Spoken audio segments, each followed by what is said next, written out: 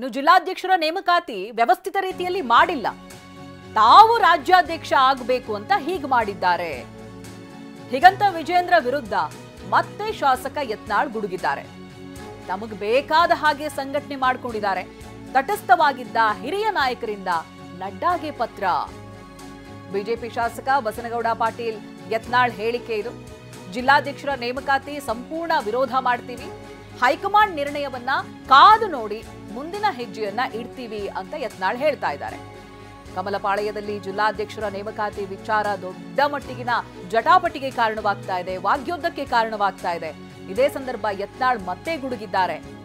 ತಾವು ರಾಜ್ಯಾಧ್ಯಕ್ಷ ಆಗಬೇಕು ಅಂತ ಹೀಗೆ ಮಾಡಿದ್ದಾರೆ ಅಂತೆಲ್ಲ ವಾಗ್ದಾಳಿ ನಡೆಸಿದ್ದಾರೆ. ಕಳೆದ 3-4 ದಿವಸದಿಂದ ರಾಜ್ಯದಲ್ಲಿ ಏನು ಜಿಲ್ಲಾ ಅಧ್ಯಕ್ಷರ ನೇಮಕಾತಿಯ ಪ್ರಕ್ರಿಯೆ ಯಾವುದೇ ಒಂದು ವ್ಯವಸ್ಥಿತ ರೀತಿಯಲ್ಲಿ ಮಾಡದೆ ಕೇವಲ ತಾವು ರಾಜ್ಯ ಅಧ್ಯಕ್ಷ ಆಗಬೇಕು ಅನ್ನೋಂಥ ಉದ್ದೇಶದಿಂದ ಏನು ಕೇಂದ್ರ ನಮ್ಮ ಭಾರತೀಯ ಜನತಾ ಪಾರ್ಟಿ 3 ಹೆಸರನ್ನು ಕಳಿಸ್ಬೇಕು ಅನ್ನೋಂಥದ್ದು, ಅದ್ರ ಬಗ್ಗೆ ಎಲ್ಲ ಹಿರಿಯ ನಾಯಕರ ಜೊತೆಗೆ ವಿಮರ್ಶೆ ಮಾಡಿ ಚರ್ಚೆ ಮಾಡಿ ಎಲ್ಲರನ್ನು ವಿಶ್ವಾಸ ತೆಗೆದುಕೊಂಡು ಅಲ್ಲಿ ಹಾಲಿ ಶಾಸಕರಿರ್ಬೋದು, ಹಾಲಿ ಲೋಕಸಭಾ ಸದಸ್ಯರಿರ್ಬೋದು ಮತ್ತು ಮಾಜಿ ಲೋಕಸಭಾ ಸದಸ್ಯರು, ಮಾಜಿ ವಿಧಾನಸಭಾ ಸದಸ್ಯರು ಮತ್ತು ಪಕ್ಷದ ಮುಖಂಡರ ಯಾವುದೇ ಅಭಿಪ್ರಾಯ ತೆಗೆದುಕೊಳ್ಳಾರ್ದೇ ಏಕಪಕ್ಷೀಯವಾಗಿ ಸಂಘಟನೆಯನ್ನು ತಮಗೆ ಬೇಕಾಬಿಟ್ಟಿಯಾಗಿ ಒತ್ತೇನು ಮಾಡ್ತಾ ಇರೋದು ಈಗಾಗಲೇ ನಾವು ಮೊದಲೇ ಅದನ್ನು ಊಹೆ ಮಾಡಿದ್ವಿ. ಈಗ ನಮ್ಮಲ್ಲೇ ಕೆಲವು ಹಿರಿಯ ನಾಯಕರೆಲ್ಲರೂ ಏನೋ ಸರಿಯಾಗಿ ಮಾಡ್ಬೋದು ಅನ್ನೋಂಥ ವಿಶ್ವಾಸದಿಂದ ಇದ್ದರು. ಇನ್ನು 2 ದಿವಸದಲ್ಲಿ ಏನು ನಡೆದಂಥ ಬೆಳವಣಿಗೆಯಿಂದ ಸಾಕಷ್ಟು ಗೊಂದಲ ಈ ರಾಜ್ಯದಲ್ಲಿ ಭಾರತೀಯ ಜನತಾ ಪಾರ್ಟಿಯ ಜಿಲ್ಲಾ ಅಧ್ಯಕ್ಷರ ನೇಮಕಾತಿಯಲ್ಲಿ ಆಗಿದೆ. ಇದರ ಬಗ್ಗೆ ಈಗಾಗಲೇ ಏನು ಮೊದಲು ನಮ್ಮಲ್ಲಿ ಅನೇಕ ಹಿರಿಯರೇನಿದ್ದರು ಅವರು ತಟಸ್ಥವಾಗಿದ್ದರು.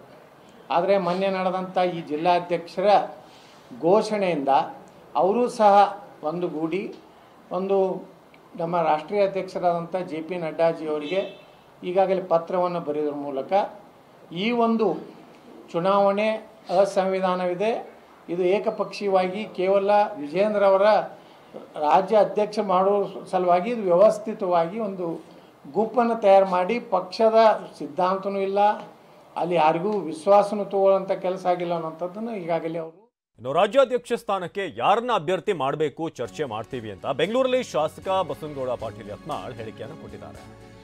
ಯಾರನ್ನ ಅಭ್ಯರ್ಥಿ ಮಾಡಬೇಕೆಂದು ಚರ್ಚಿಸಿ ತೀರ್ಮಾನ ಮಾಡ್ತೀವಿ. ಇನ್ನು 2 ದಿನ ವಿಸ್ತೃತ ಚರ್ಚೆ ಮಾಡಿ ತೀರ್ಮಾನ ಕೈಗೊಳ್ತೀವಿ. ಸಂಸತ್ ಅಧಿವೇಶನದ ವೇಳೆ ಎಲ್ಲರೂ ದೆಹಲಿಗೆ ಹೋಗ್ತೇವೆ. ದೆಹಲಿಯಲ್ಲಿ ಸಭೆ ಮಾಡಬೇಕು ಅಂತ ಅಂದ್ಕೊಂಡಿದ್ದೇವೆ. ವರಿಷ್ಠರ ನಿರ್ಣಯ ನೋಡಿ ಮುಂದಿನ ಹೆಜ್ಜೆಯನ್ನ ಇಡೋಣವೆಂದು ನಾವು ಚರ್ಚೆ ಮಾಡಿದ್ದೀವಿ. ಸಂಸತ್ ಅಧಿವೇಶನದ ವೇಳೆ ಎಲ್ಲರೂ ಕೂಡ ದೆಹಲಿಗೆ ಹೋಗ್ತೀವಿ. ದೆಹಲಿಯಲ್ಲಿ ಸಭೆ ಮಾಡಬೇಕು ಅಂತ ನಾವು ಅಂದ್ಕೊಂಡಿದ್ದೀವಿ. ಸಂಸದರು ಮುಖಂಡರ ಜೊತೆ ಚರ್ಚೆ ಮಾಡಿ ನಿರ್ಧಾರ ಮಾಡ್ತೀವಿ ಅಂದಿದ್ದಾರೆ. ರಾಜ್ಯಾಧ್ಯಕ್ಷರ ಚುನಾವಣೆ ಬಂದರೆ ನಾವೊಂದು ಸ್ಪರ್ಧೆಯನ್ನು ನಮ್ಮ ವತಿಯಿಂದ ಯಾರಾದರೂ ತಯಾರು ಮಾಡ್ತೀವಿ ಅಂತೇಳಿ. ಆದರೆ ನಿನ್ನೆ ಮತ್ತು ಮೊನ್ನೆ ಏನು ನಾವು ಅವರು ಎಲ್ಲರೂ ಕೂಡಿ ಚರ್ಚೆ ಮಾಡಿದ್ದೀವಿ.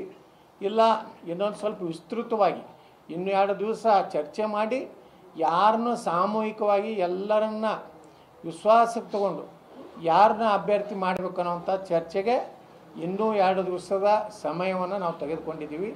ನಾವೆಲ್ಲರೂ ಕೂಡಿ ದೆಹಲಿಯಲ್ಲಿಯೂ ಸಹ ಒಂದು ಸಭೆ ಮಾಡಬೇಕಂತೇಳಿ ನಿರ್ಣಯ ಮಾಡಿದ್ದೀವಿ. ಈ ಹಿನ್ನೆಲೆಯಲ್ಲಿ ನಾವು ಇವತ್ತೇನು ನಡೆದಿದೆ ಜಿಲ್ಲಾ ಅಧ್ಯಕ್ಷರ ಒಂದು ನೇಮಕಾತಿ ಇದನ್ನು ಸಂಪೂರ್ಣವಾಗಿ ವಿರೋಧ ಮಾಡ್ತಾ ಇದ್ದೀವಿ.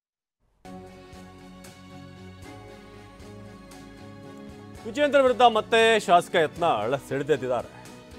ರಾಜ್ಯಾಧ್ಯಕ್ಷರಾಗಲು ಬೇಕಾದವ್ರನ್ನ ಜಿಲ್ಲಾಧ್ಯಕ್ಷ ಮಾಡಿದ್ದಾರೆ. ನಾಯಕ ಅಂದ್ರೆ ಒಂದು ಗುಂಪಿನ ನಾಯಕ ಅಲ್ಲ, ಪಕ್ಷದ ನಾಯಕ. ದಾವಣಗೆರೆ ಬೀದರ್ನಲ್ಲಿ ಚುನಾವಣೆಯಲ್ಲಿ ಪಕ್ಷದ ವಿರುದ್ಧ ಕೆಲಸ ಮಾಡಿರುವಂಥದ್ದು, ಪಕ್ಷದ ವಿರುದ್ಧ ಕೆಲಸ ಮಾಡಿದವರಿಗೆ ಅಧ್ಯಕ್ಷ ಸ್ಥಾನವನ್ನು ನೀಡಲಾಗಿದೆ. ಬಹಳ ಆತಂಕಕಾರಿಯಾಗಿದೆ ಎಂದ ಬಿಜೆಪಿ ಶಾಸಕ ಯತ್ನಾಳ್. ಈ ಬೆಳವಣಿಗೆ ಏನಿದೆ ಇದು ಆತಂಕಕಾರಿ ಅಂತ.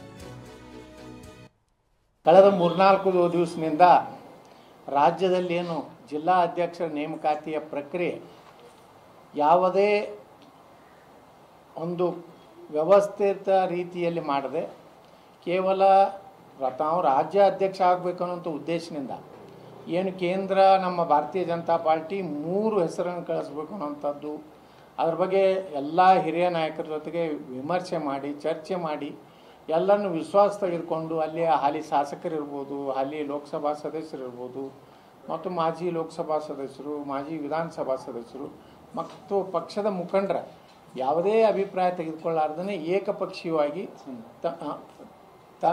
ಸಂಘಟನೆಯನ್ನು ತಮಗೆ ಬೇಕಾಬಿಟ್ಟಿಯಾಗಿ ಒತ್ತೇನು ಮಾಡ್ತಾ ಇರೋದು ಈಗಾಗಲೇ ನಾವು ಮೊದಲೇ ಅದನ್ನು ಊಹೆ ಮಾಡಿದ್ವಿ. ಈಗ ನಮ್ಮಲ್ಲೇ ಕೆಲವು ಹಿರಿಯ ನಾಯಕರೆಲ್ಲರೂ ಏನೋ ಸರಿಯಾಗಿ ಮಾಡ್ಬೋದು ಅನ್ನೋಂಥ ವಿಶ್ವಾಸದಿಂದ ಇದ್ದರು. ಇನ್ನು 2 ದಿವಸದಲ್ಲಿ ಏನು ನಡೆದಂಥ ಬೆಳವಣಿಗೆಯಿಂದ ಸಾಕಷ್ಟು ಗೊಂದಲ ಈ ರಾಜ್ಯದಲ್ಲಿ ಭಾರತೀಯ ಜನತಾ ಪಾರ್ಟಿಯ ಜಿಲ್ಲಾ ಅಧ್ಯಕ್ಷರ ನೇಮಕಾತಿಯಲ್ಲಿ ಆಗಿದೆ. ಇದರ ಬಗ್ಗೆ ಈಗಾಗಲೇ ಏನು ಮೊದಲು ನಮ್ಮಲ್ಲಿ ಅನೇಕ ಹಿರಿಯರೇನಿದ್ದರು ಅವರು ತಟಸ್ಥವಾಗಿದ್ದರು. ಆದರೆ ಮೊನ್ನೆ ನಡೆದಂಥ ಈ ಜಿಲ್ಲಾಧ್ಯಕ್ಷರ ಘೋಷಣೆಯಿಂದ ಅವರೂ ಸಹ ಒಂದುಗೂಡಿ ನಮ್ಮ ರಾಷ್ಟ್ರೀಯ ಅಧ್ಯಕ್ಷರಾದಂಥ JP ನಡ್ಡಾಜಿಯವರಿಗೆ ಈಗಾಗಲೇ ಪತ್ರವನ್ನು ಬರೆಯೋದ್ರ ಮೂಲಕ ಈ ಒಂದು ಚುನಾವಣೆ ಅಸಂವಿಧಾನವಿದೆ, ಇದು ಏಕಪಕ್ಷೀಯವಾಗಿ ಕೇವಲ ವಿಜೇಂದ್ರ ಅವರ ರಾಜ್ಯ ಅಧ್ಯಕ್ಷ ಮಾಡುವ ಸಲುವಾಗಿ ಇದು ವ್ಯವಸ್ಥಿತವಾಗಿ ಒಂದು ಗುಂಪನ್ನು ತಯಾರು ಮಾಡಿ ಪಕ್ಷದ ಸಿದ್ಧಾಂತನೂ ಇಲ್ಲ, ಅಲ್ಲಿ ಯಾರಿಗೂ ವಿಶ್ವಾಸನೂ ತಗೊಳ್ಳೋಂಥ ಕೆಲಸ ಆಗಿಲ್ಲ ಅನ್ನೋಂಥದ್ದನ್ನು ಈಗಾಗಲೇ ಅವರು ಕಂಪ್ಲೇಂಟ್ ಮಾಡಿದ್ದಾರೆ. ಇದೆಲ್ಲ ಬೆಳವಣಿಗೆ ಹಿನ್ನೆಲೆಯಲ್ಲಿ ನಿನ್ನೆ ಚಿಕ್ಕಬಳ್ಳಾಪುರ ಲೋಕಸಭಾ ಸದಸ್ಯರು ಪತ್ರಿಕಾಗೋಷ್ಠಿ ಮಾಡಿ ಅವರ ತಮ್ಮ ಪ್ರತಿರೋಧವನ್ನು ಅವರು ವ್ಯಕ್ತಪಡಿಸಿದ್ದಾರೆ. ಇದೆಲ್ಲ